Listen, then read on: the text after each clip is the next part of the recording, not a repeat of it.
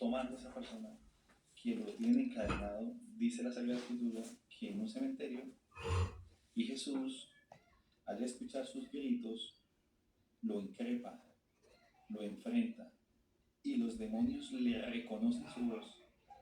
Y después de que Jesús tiene ese contacto con esa persona poseída, lo libera de su espíritu, y ese espíritu va a parar a la piara de cerdos. Tanto hace ese poder del mal que al entrar en la piara de cerdos, los cerdos van y se botan al lago. Entonces, que el demonio no existe, sí existe. Y padre, y dicen que no solo, que no es solo un demonio, porque en esa misma charla, que es casi una charla, Jesús le pregunta el nombre. Y él le dice, si no estoy mal, que es una legión. Es una legión. Y significaría que no hay un diablo, sino hay muchos demonios. Sí, hay un estudio que se hace acerca de eso y se dice que los, las entidades espirituales son piramidales. Entonces, entonces inicia con eh, los demonios, los espíritus, ¿sí? Y también yo diría, yo en todo el proceso que llevo como sacerdote dedicado al tema del exorcismo, también hacen brujería con difuntos. Es una cosa tremenda que en los exorcismos usan el, el alma, el espíritu de una persona para hacerle daño a otra. Cuando uno está en pleno exorcismo, yo soy un poquito bastante de mente global en el sentido de que para mí no existe un ritual de exorcismo. El mejor ritual de exorcismo es la presencia del Espíritu Santo liberando una persona. Y ese ritual de exorcismo solamente se puede conducir en el momento exacto. El Señor no dejó en la Sagrada Escritura un ritual, unos pasos. No, lo que Jesús hizo para poder liberar fue perdonar sus pecados y tocar e inspirar a otro para encontrar la liberación de todas sus ataduras. Entonces, no solamente son demonios los que poseen a las personas, sino hay No hechiceros son solo demonios. o brujos que cogen un alma de una persona y se la, digamos, envían, ¿sí? Por eso te decía que en el mundo espiritual de malignidad hay diferentes personas que se dedican. Hay personas que trabajan haciendo brujería con difuntos. Hay personas que dedican su trabajo totalmente con el demonio. Trabajan directamente con el demonio. Hay gente que trabaja directamente haciendo rituales menores, digámoslo así. Yo te digo una cosa, hoy en día hacer brujería depende del brujo donde usted vaya, porque eso es como lo original y la réplica, ¿no? Entonces, hasta ese nivel ha llegado el tema de brujería y de maldad, ¿no? Hoy un trabajo de brujería puede costarte más de 30 millones de pesos, porque el brujo que lo hace es un brujo que tiene un nivel jerárquico bastante grande. ¿Qué lo hace que tenga un nivel jerárquico grande? Su entrega, su pacto y el tiempo que lleva. Esas son como las dos condiciones que hacen que la persona jerárquicamente sea grande, alta. Su nivel de entrega, su pacto diabólico y su eh, años, la experiencia que tiene. Como hay brujos que por 200.000 pesos pretenden hacerle daño a alguien, quizás lo hagan, más tardío, más demora, pero lo hacen. Padre, y en su ejercicio de sacerdocio y todo lo que usted ha hecho como exorcista, ¿usted alguna vez ha hablado directamente con uno de estos brujos? ¿Se los ha encontrado? En las posesiones diabólicas puede hablar el demonio, el espíritu, puede hablar una bruja, puede hablar un difunto. Hay que ser muy sabios, y ahí es donde entra ese don espiritual de revelación al sacerdote, porque puede ser que se esté manifestando un espíritu y el que esté hablando sea un demonio. Entonces, un ejemplo, tú estás haciendo el exorcismo y se revela una entidad y tú como sacerdote le preguntas quién eres. Aunque un sacerdote, aunque un sacerdote en uno de sus libros dice que no es necesario preguntarle quién es, quién lo puso ahí, por qué está ahí. Hay un sacerdote, pues no quiero decir el nombre, pero en su literatura y en su escritura dice el libro que no es necesario, que no tiene ningún valor. Pero cuando usted quiere ir más allá de las cosas, usted empieza a tener un acto de, por misericordia de la persona que está sufriendo eso. Usted tiene que ayudar a la persona a que se libere, pero también de que se aleje de alguien que le está haciendo daño. Porque esa persona que le está haciendo daño puede ser una persona que acaba de conocer, un jefe en su trabajo, una persona que te lleva a cometer una destrucción financiera, un socio, una persona cercana a ti. Nadie que quiere hacerte brujería está lejos de ti. Todos están cerca. Porque ¿qué es lo que hace que la persona le hagan daño espiritual? Es la envidia. Es el espíritu de envidia. El gran demonio que donde se carnaliza todo, la envidia. Por eso las personas hacen daño. Padre, y le quería preguntar, usted me dice que durante el exorcismo a veces puede ser una bruja, puede ser un demonio, puede ser un fallecido que le han enviado a la persona y que es el que habla. ¿Usted ha hablado con ellos? ¿Qué dicen los demonios? ¿Qué dicen los espíritus? ¿Qué es lo que dicen? Cuando en el ritual que tú haces, yo no tengo un ritual, ¿no? O sea, a mí me preguntan, Padre Javier, ¿usted qué ritual usa? ¿Usted usa el del Papa León XIII? ¿Usted usa el ritual? ¿Qué ritual usa usted? Yo le digo que mi único paso para ejercer el exorcismo es que la persona primero se confiese y luego sí entra en un proceso de liberación. ¿Por qué es necesario que la persona empiece a quitarse esa maleta del odio, del rencor, de la maldad que hay en su corazón, si ha ofendido a alguien? Porque yo no puedo pretender que alguien se libere, pero quede atado en su corazón, ¿no? Entonces tenemos que primero desatar el corazón para que la persona se libere ¿qué? De la enfermedad. Entonces el perdón ayuda a librarse de la mente y de las enfermedades del cuerpo. Cuando una persona en el exorcismo se revela, la persona tiende a decir quién la puso.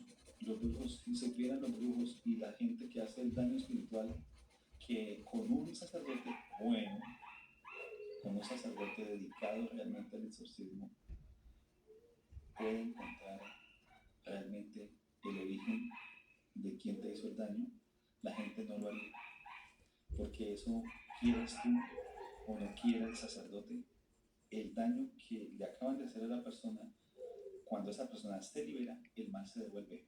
Así quiera el sacerdote o no, ese mal se devuelve. Entonces hay que como sacerdotes estar muy atentos quienes practican este tipo de exorcismos porque pueden engañar al sacerdote. Un ejemplo, estás haciendo exorcismo y dice, quien me envió fue tu misma mamá y resulta que la entidad está tratando de engañar y está tratando de engañar porque ya viene el trabajo conjurado. Entonces los brujos hacen trabajos para que la entidad no hable. Entonces hay cierta fisionomía, lástima no tener aquí un muñeco para estudiar las partes donde los brujos usan para que las entidades espirituales cuando llegan al cuerpo, el sacerdote o el exorcista no puedan saber. Entonces es un trabajo perfecto. Hay trabajos muy bien hechos y yo a veces le digo a las personas, este trabajo lo hicieron muy bien. La persona que hizo esto sabe cómo se hace la brujería.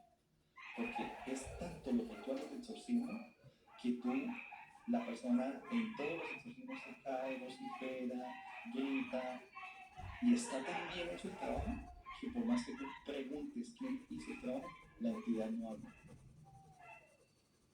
Porque está asegurado. Entonces tú como exorcista ya empiezas a quitar cosas del cuello, de la garganta, que obviamente no se ven físicamente, pero espiritualmente por revelación tú las empiezas a ver. Y poco a poco tú vas descubriendo a través de las sesiones de exorcismo que la entidad o pierde fuerza y se va o está obligada a hablar. Depende. Sí, es el difunto, porque el difunto lo único que quiere es estar tranquilo. Ha llegado al cuerpo engañado. ¿Y si es un demonio? Y si es un demonio es más complicado, porque el demonio sí tiene que perder fuerza en él. Entonces el demonio es más difícil de sacar, porque el demonio está encarnizado en la persona. Hay gente que está poseída por un espíritu de alcoholismo que sale de la noche a la mañana a través de oración, de ayuno. Como lo dice en la palabra, y ahí es donde viene la clave, ¿no? Dice la Sagrada Escritura que hay algunos espíritus que salen con ayuno y oración, pero hay otros que no. Entonces, cuando te ponen esas dos posiciones, tú empiezas a decir, hay unos espíritus que son de nivel más bajo, más fácil de sacar. Ambos vienen proceden de lo mismo, pero hay otros que son más difíciles, ¿no? Respecto a los espíritus, ¿no? Ya es de modo diferente, ya hablamos de posesión diabólica, ¿no? Padre, muchos exorcistas y en muchas tradiciones se habla de que hay objetos que utilizan ustedes que les pueden servir. Por ejemplo, muchos hablan de una medalla que es la medalla San Benito. Otros hablan del agua bendita que se utiliza. ¿Esos objetos se utilizan? Si es así, ¿por qué es tan importante la medalla de San Benito, por ejemplo? Jesús nunca usó en ninguno de los textos bíblicos objetos, no más que saliva y barro. Así lo hizo con el ciego Bartimeo para sanar su ceguera. Lo tomó de las manos, untó barro con su saliva, la puso en sus ojos y lo mandó a bañar en el lago. Yo creo que la gente tuvo que haber criticado por ese acto a Jesús. Y hoy a veces pasa eso, nosotros los sacerdotes nos critican eso, porque mandamos a que la gente se bañe con sal exorcizada, porque los invitamos a que usen el aceite exorcizado, a que usen el agua exorcizada, pero usted no sabe el gran poder, o quizás sí lo sabe, el gran poder que tienen estos sacramentales. ¿Qué uso yo en un exorcismo? No más que la cruz y la estola del poder sacerdotal. Yo creo que es lo básico y lo suficiente para uno espiritualmente. Es que lo que ayuda al sacerdote a tener poder no es los objetos que use, sino es la entrega espiritual de su vida a Dios. Eso es lo que lo hace fuerte. Hay gente que llega a la Eucaristía y al verme de una vez siente fastidio, se incomoda, quieren salir corriendo. Y eso es porque la luz de la persona que está cerca de Dios termina fastidiando, hay gente que ni siquiera ha empezado la oración de exorcismo y ya la gente está gritando, vociferando, porque la intensidad espiritual con la presencia tuya ayuda a liberar a la gente. Eso habla de los hechos de los apóstoles, la sombra de Pedro. Con la sombra de Pedro se sanaban los enfermos. Y no era la sombra, ni tampoco Pedro, era porque Pedro tenía la presencia espiritual del Señor Jesús. O sea, su entrega era una cosa impresionante. Hoy por hoy necesitamos los procesos.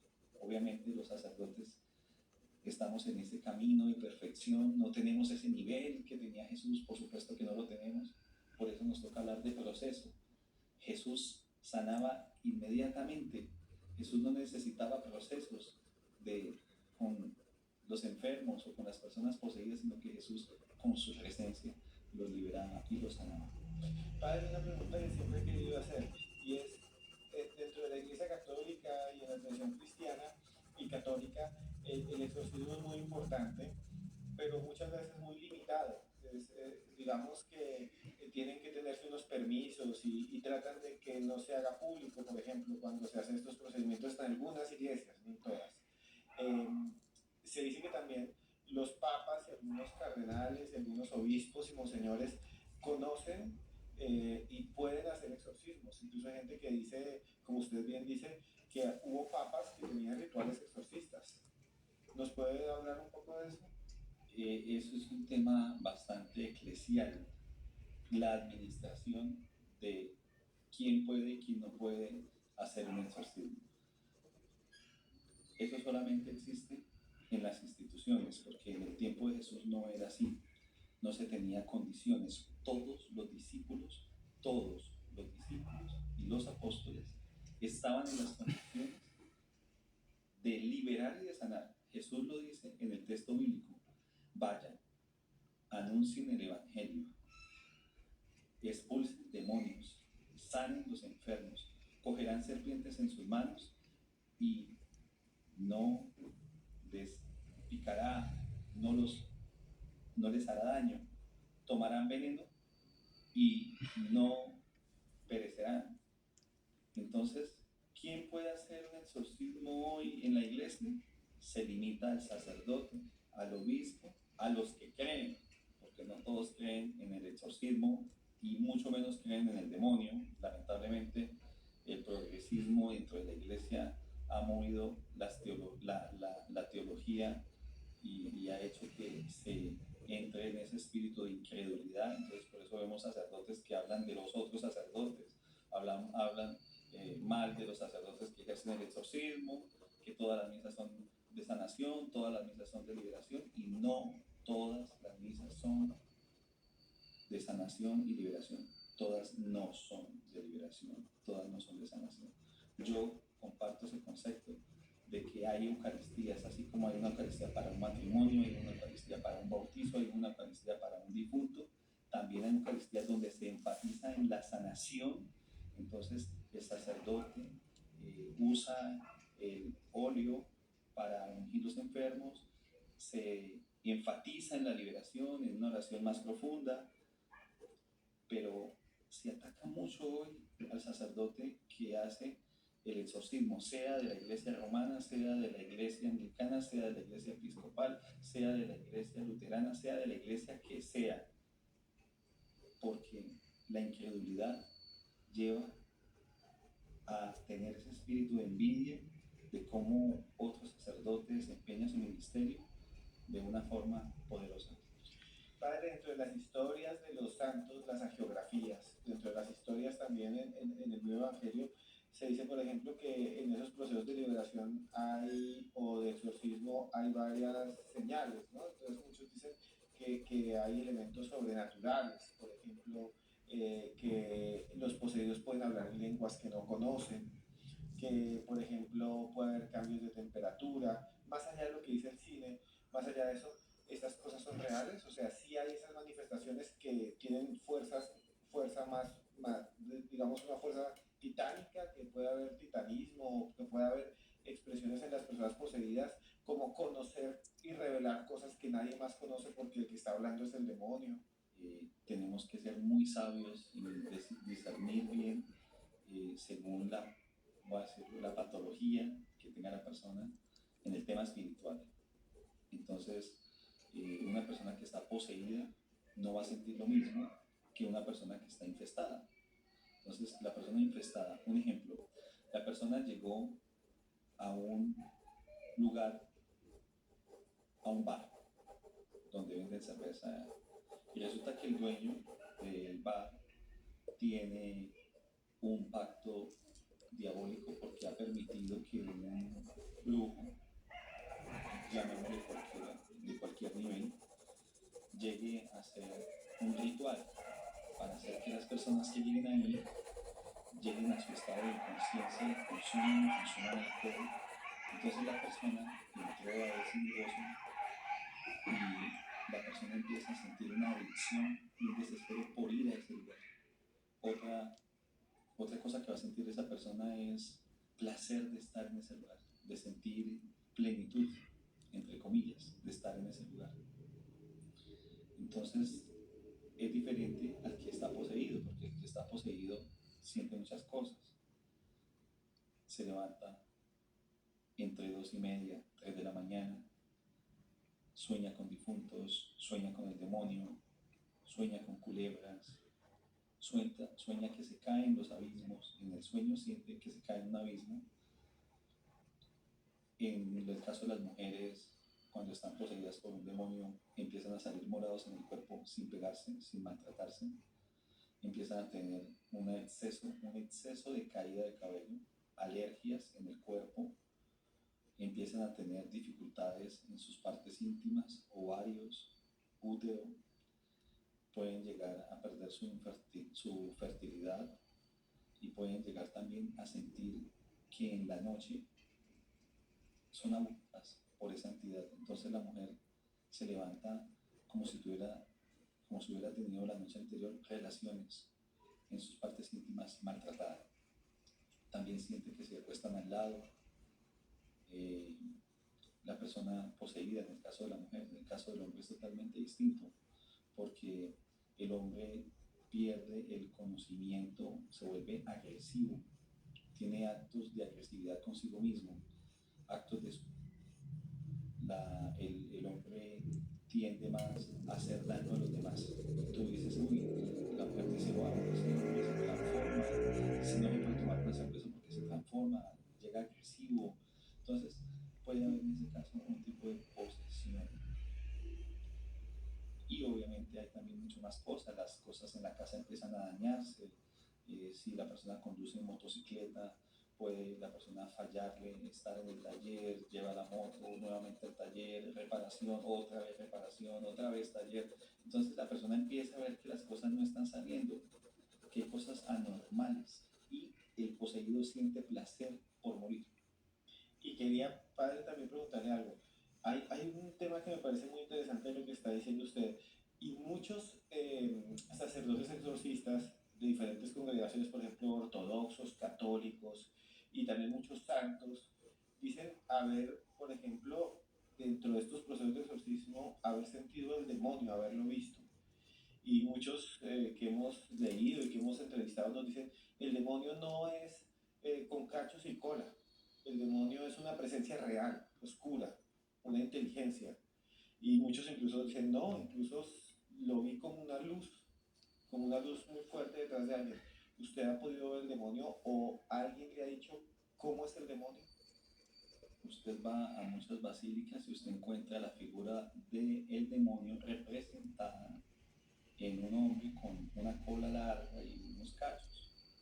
Entonces no, la literatura es gráfica para hacernos entender de que se sale del plano humano. ¿Sí? O sea, no es que el demonio tenga esa figura física, pero sí nos da una lectura literaria de lo que puede llegar a ser. Claramente, el demonio no es humano, por eso se habla de posesión, cuando alguien posee distinto, que no hace parte de la naturaleza, viene a poseer. Entonces no es una figura obviamente literaria, pero que eh, se ve representada a través de esa figura, ¿no? O sea, el demonio no es este ser de cachos y cuernos, es una figura, una alegoría, digamos, literaria, pero el demonio sí existe y podría ser algo similar como esa bestia que aparece ahí. Y alguna vez usted está, y mucha gente dice que cuando el demonio se manifiesta en las posesiones en algún lugar, hay señas que huele a azufre o que deja la huella. ¿Son más leyenda o usted cree que puede ser real? Eso es real, totalmente real. O sea, el olor a azufre, marcas en las paredes, marcas en la habitación, en la cama, eh, personas que en su cuerpo al amanecer ven rasguños, son temas de, hay que mirar si es infestación, la casa está infestada, alguien estuvo haciendo algún ritual en la casa o es directamente la persona, ¿no? Padre, y es que mucha gente dice que en la brujería existen unas pociones y unos bebedizos que le echan a la gente. Que digamos va a un restaurante y a veces dicen que le echan un hueso de muerto es que para que vuelva la gente a comer. O que le echan unas gotas de una bebida. O hacen pociones para echarle un polvito. Dicen que tierra de muerto, incluso a veces en un café. ¿Conoce usted esas brujerías, esas pociones? ¿Están también consagradas a lo demoníaco, al diablo? Ese es un tipo de brujería, los bebedizos y los conjuros que se dan a través de bebidas, comidas. Yo no aseguraría en los restaurantes, yo diría que eso se mueve más en un ambiente más familiar, más común, donde las personas, los familiares, por temas de división, por los temas herenciales, temas de conflictos. Ese es uno de los grandes problemas que uno encuentra a la hora de un exorcismo, porque el indicativo de que a alguien le dieron un bebedizo es porque la persona empieza a sentir ganas de vomitar, náuseas. Y cuando la persona siente esas náuseas y también se manifiesta en gases inmediatamente, o sea, no es días anteriores, sino en el momento, en el acto del exorcismo, la persona empieza a sentir un deseo de sacar algo de su cuerpo y siente nudos en la garganta que le impiden expulsar ese tipo de cosas. Hay muchas cosas que la gente dice que en las bebidas le dan cosas y es verdad.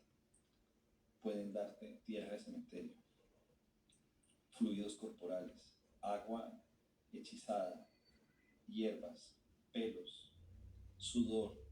Esto es nuevo. Esto es una cosa que yo he descubierto y es cuando la persona le dan un bebedizo, se empieza a formar en el estómago una bola babosa. Es una bola babosa que se empieza a encapsular, ella empieza a volverse algo circular. Y en el exorcismo empieza a moverse como si la mujer estuviera embarazada. Y empieza a sentir en el exorcismo la mujer una bola aquí tratando de salirse y no puede. También la mujer experimenta dificultades para alimentarse. En la comida empieza a sentir tos, empieza a sentir que se ahoga, en la comida cotidiana del día. Entonces uno empieza a descubrir que esa persona le hicieron brujería a través de un bebedizo y que ese bebedizo le está tirando el demonio, porque aparte de expulsar, aparte de tratar de vomitar, aparte de las náuseas, también se manifiesta un demonio, se manifiesta un espíritu. Ninguna, ninguna pócima o ningún bebedizo se hace solo. Todo esto va conjurado, o con un difunto, o con un espíritu, o con un demonio, o con una bruja. Padre, y estas conjuraciones, estos conjuros malignos a veces implican altares, sacrificios, algo que nos comentaba otro padre de su congregación, incluso la utilización de cuerpos humanos no nacidos. ¿Cómo hacen estas maldiciones? ¿Cómo hacen estos conjuros de acuerdo a su experiencia? Este tipo de brujería lo sufren sobre todo las mujeres que llegan a tener una relación con hombres que han tenido hijos por fuera. Entonces la mujer que se separa, muchas mujeres que se separan, no terminan en buenas condiciones con sus exparejas. Amarran a los hombres para que no tengan relación con ninguna mujer. Dentro de esos conjuros hacen que la mujer, cualquier mujer, se aleje de ese hombre a través de esos amarres. Ese es otro tipo de brujería. Al hombre le hacen amarres para que ese hombre no se pueda distanciar o no, o no se le permita que ese hombre consiga otra pareja. Entonces, el ejemplo es claro. La mujer, una mujer 23 años, 24 años, que no tiene hijos, llega al lado de un hombre que tiene hijos y terminó en unas malas condiciones con su expareja. Y esta mujer de 23, 24 años empieza a sufrir dificultades en sus ovarios. La primera forma de saber cuándo una mujer se acerca a un hombre que tiene amarres o brujería es porque la mujer empieza a sufrir dificultades en sus vías urinarias, en sus ovarios y en sus partes íntimas. Porque lo primero que le hacen a un hombre con amarres es que no tenga relaciones sexuales. Y eso hace que muchas mujeres, cuando llegan al lado de un hombre con amarres, con brujería, se enfermen. Y obviamente si están en estado de embarazo, pues muchas de ellas terminan expulsando su criatura antes de tiempo. Muchas de ellas no tienen esa suerte de que el niño haya cumplido los 9 meses, sino todo lo contrario, se produce algo una expulsión involuntaria, ¿sí? Y obviamente la mujer queda infestada, infestada. No es una mujer poseída, sino es una mujer infestada por un hombre que ha tenido amarres o brujería. El sacerdote católico, el padre Fortea, que es uno de los sacerdotes exorcistas formados en el Vaticano, decía que incluso podía una persona estar poseída no por uno, sino por dos o tres demonios. Y que lo más importante era saber quién era ese demonio, ubicar, conocer, preguntar su nombre, como usted decía, como saber qué tipo de demonio era para así hacer un procedimiento que sería el exorcismo. Y usted también me dijo algo muy interesante, y es, existe en los bebedizos aguas hechizadas.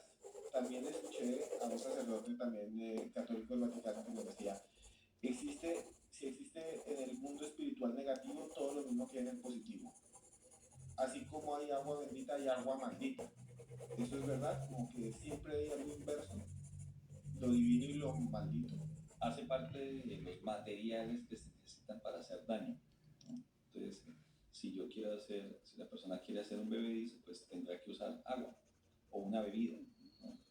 Pero como tal, que sea malo, por supuesto que es muy malo hacer un tipo de estos actos de bebedizo. Inclusive hay mujeres muy religiosas, gente muy religiosa, que dice, ay, voy a darle esta agua bendita para que mi hijo se separe de esa niña que no me gustó. Pues señora, usted lo que está haciendo es un acto de brujería, porque está usando las cosas sagradas para hacer que una persona se separe. Es que voy a hacer este rosario porque mi hijo no necesita estar al lado de esa mujer que eh, lo maltrata. No, no es que lo maltrate, es que a usted le cae mal la muchacha. Entonces ahí es donde se empiezan a cometer esos actos sin querer queriendo, actos que no son de bendición.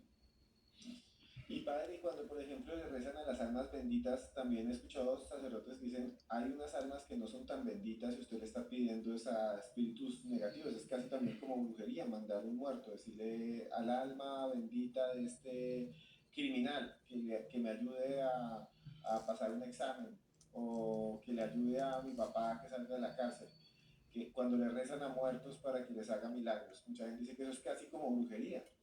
Sí, estos actos de ofrecer una Eucaristía por un difunto deben nacer del alma y del corazón, no debe convertirse en un contrato, ¿no? En un acto comercial donde es que yo voy a hacer estas misas gregorianas para que me vaya bien en el examen.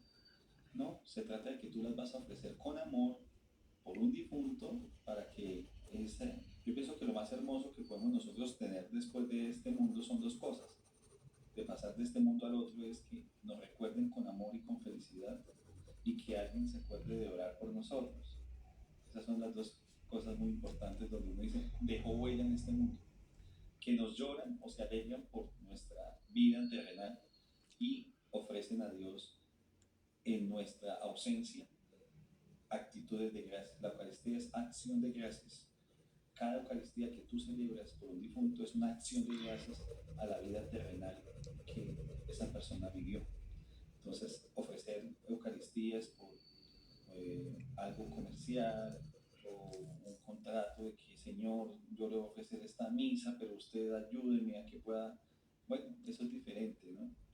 Porque el Señor dice, el que pide recibe, el que toca la puerta se le abre y el que busca encuentra. Habrá que pedir de otra forma a Dios. Padre, ya estamos llegando al final. Me gustaría que le enviara un mensaje a los que lo están viendo sobre el demonio, sobre lo que hay en el mundo, sobre la maldad, porque hoy en día muchas personas dicen es algo filosófico, es solo de las películas. Un mensaje que quiera darle a todas las personas que lo están viendo. Yo dije un día que si me hubiera encontrado, quisiera encontrarme al Padre Fortea, porque tengo algo que en su libro él asegura y dice que el exorcismo está reducido solamente al sacerdote y al obispo. Y yo no estoy de acuerdo con eso. Yo pienso que el exorcismo es una oración, una entrega que la puede hacer una persona llena de Dios, una monja, un religioso, sin necesidad de ser sacerdote, puede llegar a ser el mejor exorcismo que hasta un obispo. Lamentablemente lo han reducido al sacerdote, al sacerdote exorcista y al obispo. Antes era el obispo, solo era exclusivo el exorcismo del obispo. Luego empezaron a delegar a sacerdotes. Entonces hablan del exorcista de la diócesis. No, hay mejores exorcistas que el de la diócesis. Es que lo que lo hace mejor no es el cargo, sino es la entrega que uno hace a Dios. Entonces el padre Fortea asegura y dice que el exorcismo es exclusivamente del sacerdote. Discípulos que ven a otros expulsando demonios no eran discípulos, pero Jesús dio unas palabras tan bonitas a estos discípulos que estaban como celosos, como increpándoles, y le dicen: Señor, mira, estos están expulsando demonios en tu nombre. Y Jesús no critica, no señala, no juzga, sino que todo lo contrario le dice a sus discípulos como enseñanza de ese amor que debe haber entre todos. Les dice: si ellos están con nosotros, están con nosotros. Entonces, ¿quién puede hacer un exorcismo? Maravilloso que sea el sacerdote. Deberíamos tener miles de sacerdotes. Todos los sacerdotes de todas las iglesias, de todas las parroquias, de todas las denominaciones, deberíamos saber estas cosas del exorcismo. Pero no es así, por la falta de fe. Porque hoy libros y información hay de todos, habido y por haber, de sacerdotes, de obispos que escriben, pero muy reducido.